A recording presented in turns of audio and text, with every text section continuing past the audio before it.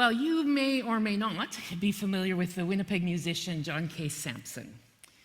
He used to be part of a band called the Weakerthans. And along with being a semi-famous Manitoba musician, he's also a Quaker. And this past July, he was the keynote speaker at the Canadian Quaker Annual Gathering. But he wasn't there to talk about music. He was there to talk about prison reform and his experience at the Remand Center in Winnipeg. The Remand Center is a pre-trial facility that's a medium, minimum, and maximum security facility. It can house up to 280 or so males, and there's actually an area for 8 females too. And John does literacy education with mostly the male inmates who are there.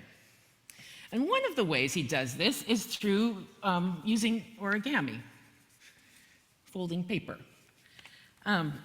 He suggests that something as ordinary as he takes something like this and folds it into a paper cup and invites them to fold it into a paper cup. And the smallest gestures become acts of attention and relationship and transformation. And it turns out using their hands while they try and read and follow instructions helps their brains learn how to form words and learn how to read, which can completely transform a person's life. Between not reading and reading, the world is a different place. So that's a thing he does regularly. But he shared in his little keynote talk there that recently his work has run into a hiccup because he's been told that he can no longer bring origami paper into the institution. It's considered contraband. Why? Apparently because it is one thing that can be made into another thing. Now, since he'd been doing it for some time, he was a bit confused and he pressed for clarification. Why couldn't he bring paper into the prison? It's just paper. But he was told that anything that can be changed or transformed is not allowed. And so as he was telling this story, he said again, in case this is too subtle for you, let me say it again. Anything that can be changed or transformed is not allowed into our prison system.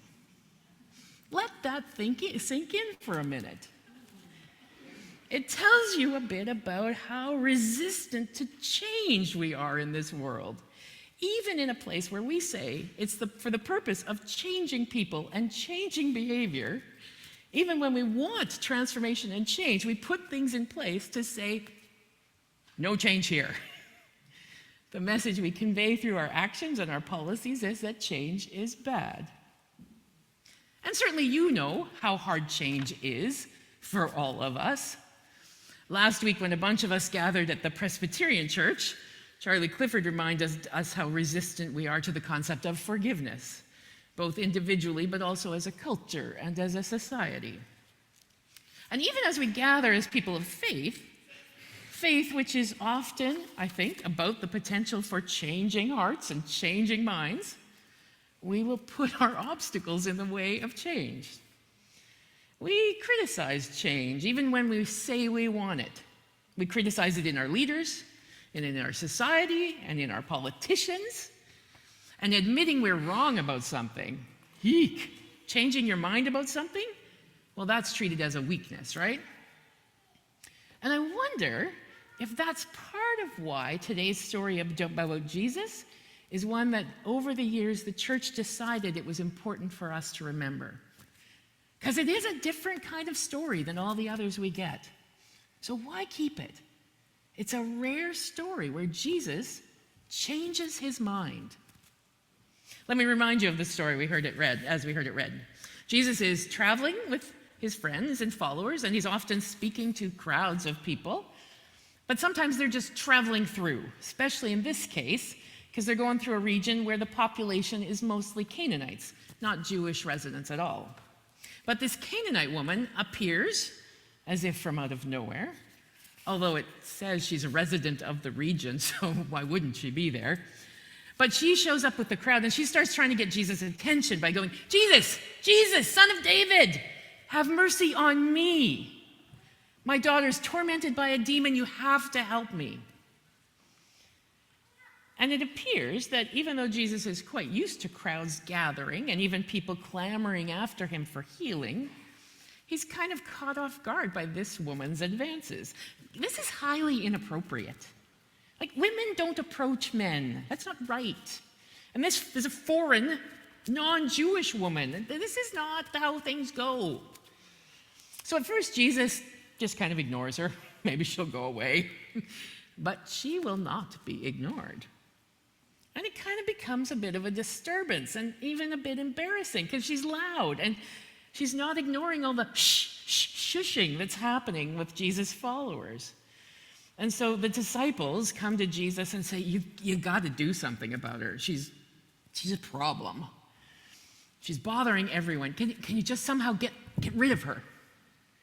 So Jesus tries to brush her off and he says, I was only sent to the lost sheep of Israel. In other words, I'm not really here for people like you, so could you get lost? But she won't. So to really make it clear, he says to her, all right, fine. It is not fair to take the children's food and throw it to the dogs. That's right. Jesus has just called this woman a dog to her face. Well, that's not the kind of behavior we expect from Jesus, is it? In order to fit with his socially acceptable standards, he ignores and trivializes and belittles a desperate woman, treats her with a great deal of indignity. Well, this is not what we expect from him because, frankly, while it is socially acceptable in that case, it's still rude, it's obnoxious, it's cruel. It sort of reminds me a bit of the culture in which we find ourselves right now. Rude and cruel and obnoxious behavior gets excused as being somehow acceptable on social media or from certain political leaders or even groups of people under the guise of freedom of speech or other political or philosophical positions. It's okay to be cruel and rude if you're doing it from some philosophical perspective. But you know what? That doesn't actually make it okay. And it wasn't okay in Jesus' day either. And this Canaanite woman is brave. A desperate mother doesn't care about shame when her daughter's life is at stake. And the thing about the Canaanite religious tradition was that they often borrowed beliefs from their neighbors. So unlike Jesus, she didn't have the idea that faith needed to be exclusive and only for one kind of group. This made perfect sense to her. She needed help and she knew how to get it. So she calls Jesus on his words, even using his own metaphor. She's no dummy. She says, well, yes, Lord, but even the dogs eat the crumbs that fall from the master's table. No doubt this was shocking to everyone. Talking back to Jesus? Well, who's going to do that? And as if she's going to get help after that. That's not a good idea. Surely now she's going to get dragged away or worse, but, at least they'll be rid of her. But that's not what happens. Her stunning response somehow seems to flip this switch in Jesus' mind, or maybe his heart, as if he realizes suddenly he might be the one who's wrong, not her. And we see Jesus changing his mind. Wow, he says to this woman, you have some depth of faith. What you're asking for? Yeah, it's done. And her daughter is healed. And while the main character of this story is clearly the Canaanite woman, what I keep noticing is that our picture of Jesus also gets changed. Jesus was open to correction. One of the things I've been doing this summer is catching up on the television show Ted Lasso. Over the course of 3 seasons, it tells a story of a couple of failed football coaches from the U.S. who find themselves coaching an underdog English football soccer team. And a prominent theme through that show is whether change is possible, and if so, how. What does it take to change? What does it take for things to be different? Can failure be transformed? And so Coach Ted comes up with several factors that are required, but one of them is belief. You have to believe that it is possible. There is this iconic sign that gets put up in the locker room that says, "Believe." And if you watched the World Cup final, you saw a reference to this sign during the halftime show.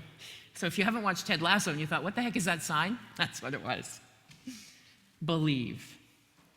The kind of belief that Jesus commends the woman on as he is changing his own mind. Her persistent faith that Jesus could and would heal her daughter. It can happen. She believed it could. And isn't that true?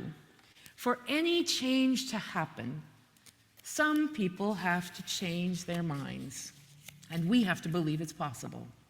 When you think about any big changes, like big societal changes, when women were given the right to vote, when slavery was outlawed, sure, there were heroic and there were brave people, like the Canaanite woman, who risked reputation and safety to fight for what they knew was right. But for the change to actually happen, other people had to be convinced. Regular, ordinary people who didn't like to get involved, all of those kind of people had to change their minds. And it had to be okay to change their minds, which is hard, and which is why it doesn't happen easily or gently, and often revolutions are the things that get that to happen, right? Because it is a hard thing. I wonder how often you have been the one who needed to change their mind. Have you ever been in Jesus' position? As a person who spends most of your time doing the right thing? Have you ever had someone challenge your good intentions or point out your failings? Ouch. Have you ever been called upon to reconsider your position?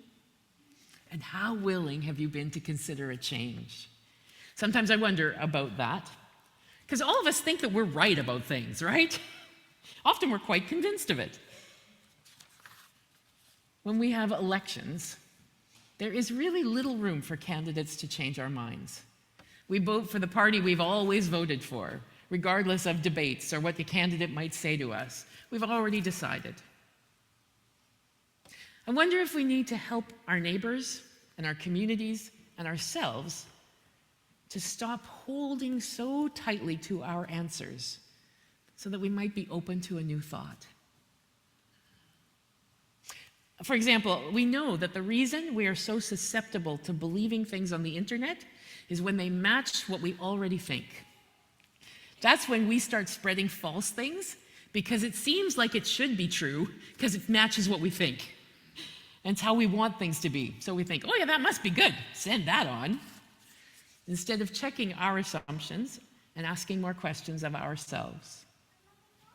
I wonder if we could make room for the idea that we could be wrong, that it's okay to discover that we have carried a false belief and that there's room for us to be different.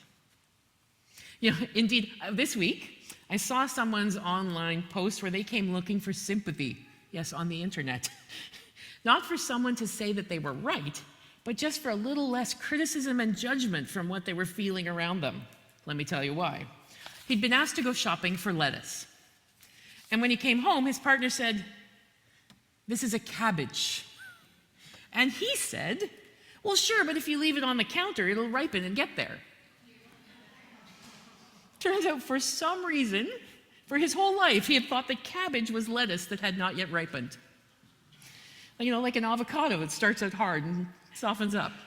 Ridiculous? Oh, absolutely. How and when did he get this idea? No clue. And yet he felt so shamed by the response when his error was exposed that he went to the internet for sympathy. He thought that the internet would be less cruel than the people around him saying, "Seriously? You don't know what a cabbage is?" Must we be cruel to people for having wrong ideas? It can happen to any of us. And indeed, if we're honest, we know it does happen to all of us. Let me illustrate. Those of you who know your American history will know where I'm going. It's 1775. It's Boston, Massachusetts. A 23-year-old postal rider hears that the British are about to invade, and at great personal risk, he gets on his horse and he rides 350 miles to warn the American colonies to be ready. The British are coming! The British are coming! His name? Israel Bissell.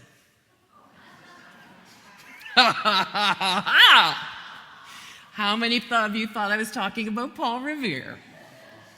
Yeah, Paul Revere did make a ride on a horse to warn people about the coming invasion, but he rode 19 miles from Boston to Cambridge.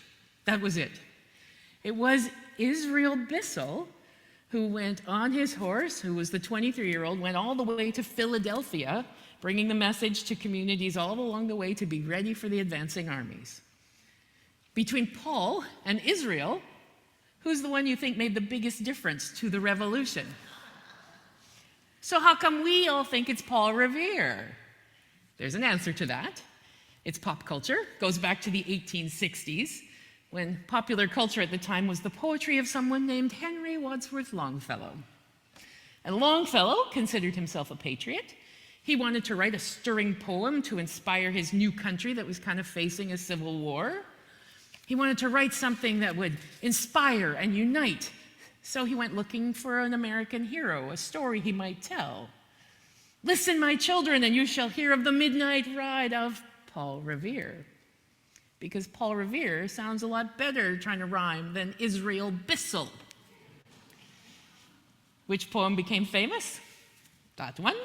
And a particular version of history became what was known as true, regardless of what actually happened.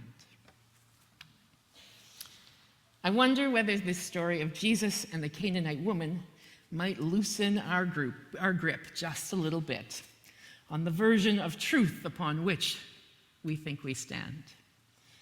Might we be a little less afraid of being wrong, trusting that change actually is possible? Changing our minds doesn't end the world. Indeed, it can open our world to things we can't yet imagine. May God surround us with grace and give us grace for one another. Amen. So the hymn we're going to sing next is a hymn from More Voices. So some of you